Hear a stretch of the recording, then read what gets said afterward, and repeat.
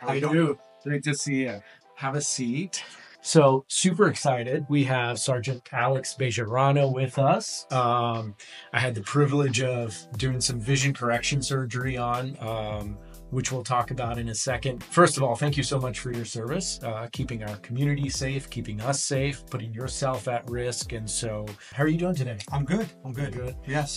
So how long has it been since we did your surgery? Ooh, at least 2 months, maybe Okay. 3. It's been a little bit now. Yeah. And so tell us a little bit about, let's start from the beginning. Tell us a little bit about yourself. With the Sheriff's Office in Osceola County, and been in law enforcement for over 21 years between 2 agencies. Okay. Been doing this for a little bit here, and I call Central Florida my home.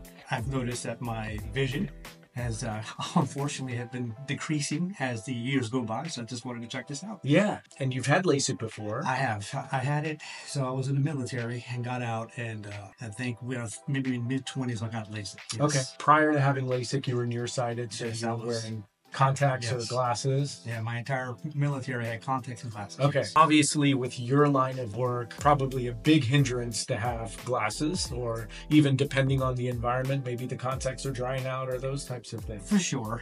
I mean, you get used to it, but definitely with the LASIK and actually pretty decent vision, it's definitely not a hindrance. It's actually a positive thing for any law enforcement officer. Yeah. Once you had LASIK, you kind of get into your 40s. What did you start to notice with your My vision? vision started getting obviously worse. Okay. I was having a hard time seeing the computer screen, having a hard time seeing what's through the windshield and my surroundings. So I needed to get glasses and contacts at that point. So you'd wore glasses and contacts after having had great vision with LASIK for such a long time. And you're not alone. We all go through presbyopia, which is where our focusing muscles just start to weaken. And all of a sudden our arms are not long enough to be able to extend enough for us to read. No, none of us are Inspector Gadget, like I like to say. At what point was the tipping point where you're like, I got to do something? It got to a point, actually, one specific evening was with our unit. We're out, out and doing what we normally would do, and I had to get my vest on and have my glasses. And one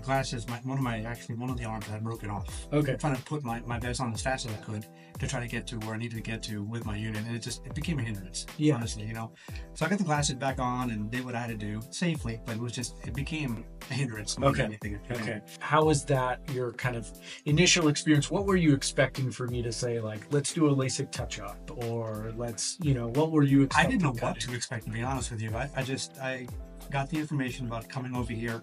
It was actually a throw baseball bat that referred you and your office. Okay. And honestly, I was picking his brain for a few months after his surgery. I'm like, hey, how you feeling? How you doing? Do you like it? Yay or nay? Yeah. And he said nothing but positive stuff about you and your practice. Yeah. And Well, I that's trusted awesome. him with everything because I've known him for many years. Okay. And That's his great. son plays ball with my son. Yeah. So I was like, well, let's give it a shot. And for us, that's always the best thing is Google reviews are great, Yeah. and we love 5-star reviews. But when we get just word of mouth referrals because patients trust us so much, that's like just warms my heart. Yeah. What did we decide on? I think it's the light enhancement lens. Yeah, so the light adjustable lens, and we did a refractive lens exchange, right? So tell us about the surgical process. How was that?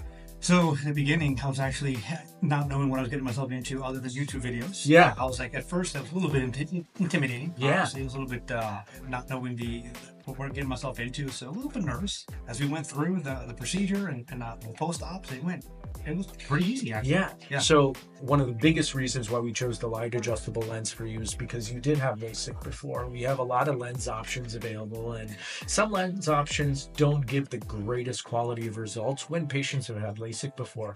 The light adjustable lens is very different because just like the name says, we're able to adjust the lens exactly to your liking, exactly to your day-to-day activities and things that are important to you and your priorities. And so the adjustment period, so we do surgery, you're doing great, you have to wear these glasses, right? Which we'll talk about in a second.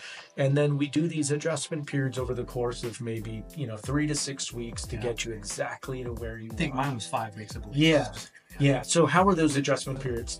Any pain, any discomfort, anything like that? Nothing crazy, no, nothing out of the ordinary. Come in and obviously get what we need to get done, get the adjustments done, and lay low for the afternoon and be done with it. Yeah. Yeah. You know, the one thing I always tell patients is there's always a downside, right? So as much as I love the light adjustable lens, the downside really is going to be the need to wear these protective glasses all day, indoors or outdoors, to protect the lens from spontaneously changing, right? And if that's the only downside for you to have amazing vision for the rest of your life, not that big of a deal. Tell me about how the wearing glasses were and how much of a hindrance it was. The glasses, as my unit used to call it, they're rackable glasses. They would tease me with it, but it's not bad at all. It's the two pairs you all gave me was the outdoor and the indoor ones, obviously. The outdoor ones were like sunglasses. It wasn't bad at all. I enjoyed wearing those glasses, and I knew obviously the importance of wearing them, especially post-operation between these appointments here. Yeah. So it wasn't a hindrance at all. Okay, great. And we do have a funny story if you don't mind sharing. So tell us about the time you got caught on television with your light adjustable glasses. I will tell you, I have to bring Beatrice in this because she was very adamant.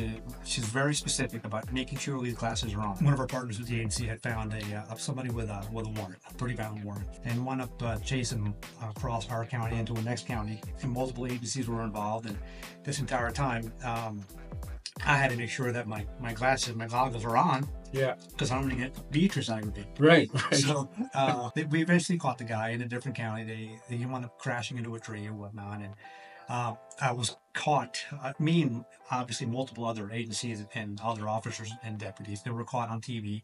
And I was a little small clip of me going into the area with my glasses on. Yeah. And I just wanted to make sure that I snipped that and I sent it to Beatrice. I'm like, look, no matter what we're doing throughout the day, I'm going to have my goggles on, no matter what. Yeah, that is awesome. I mean, you're really a poster child then for the light adjustable lens there. Tell us about your vision now. So I no more goggles, although I do like the sunglasses one, the ones with that you go outside. Yeah. I actually still wear those. I have a couple of pairs, but honestly, obviously no contacts, no glasses. I'm able to read my computer screen. I'm able to read what I need to read past my windshield. I can look around much better. It's life altering, honestly. That's awesome. Yeah, this reminds me of what I did 25 years ago when I had the LASIK, my original. Yeah, and it feels good. And the best thing is this is for the rest of your life. Yeah. Yeah. Yes. What would you say to anyone who is maybe considering vision correction, or think maybe they're not a candidate, or maybe they're too old, or whatever? Definitely look into it. You're not too old. I thought I was, but you're definitely not. Look into it.